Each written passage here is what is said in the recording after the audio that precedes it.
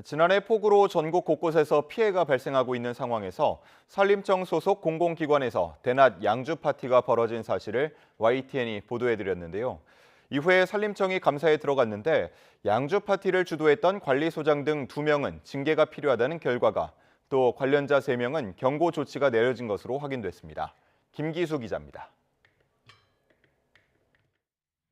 산림청 소속의 한 산림항공 관리소에서 평일 대낮에 벌어진 양주 파티.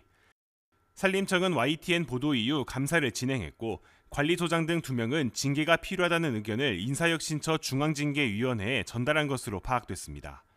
또 양주 파티 관련자 3명에 대해서도 경고 조치를 내린 것으로 확인됐습니다. 특히 소장의 경우 대낮 음주와 의혹이 제기된 공공유류 사적 사용 내용도 포함됐습니다. 하지만 또 다른 문제는 산림청 직원들만 볼 수 있는 내부 게시판으로 제보자에 대한 비판글이 끊임없이 올라오고 있습니다. 그 내용도 감사기관에 제보하면 됐는데 외부 언론에까지 제보하는 건 아니다. 어리석다. 언젠가는 벌을 받는다. 이번 기회에 민간 항공으로 가는 게 어떠냐 등 제보자를 비판하는 글로 가득합니다.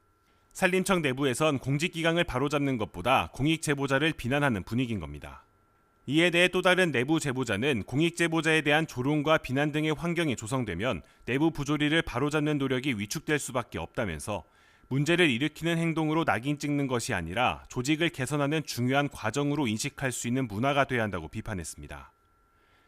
해당 게시판에는 감사기관의 말에도 바뀌는 것이 없다면서 내부 감사를 믿지 못하겠다는 내용도 있었는데 관련자에 대한 징계뿐만 아니라 감사 시스템에 대한 점검도 필요하다는 지적입니다. 내부 문제가 외부에 알려지면 자성의 목소리보단 이를 알린 제보자를 비난하는 분위기가 무너진 공직기강을 바로잡는 데 도움이 될지 되돌아볼 필요가 있어 보입니다. YTN 김규수입니다.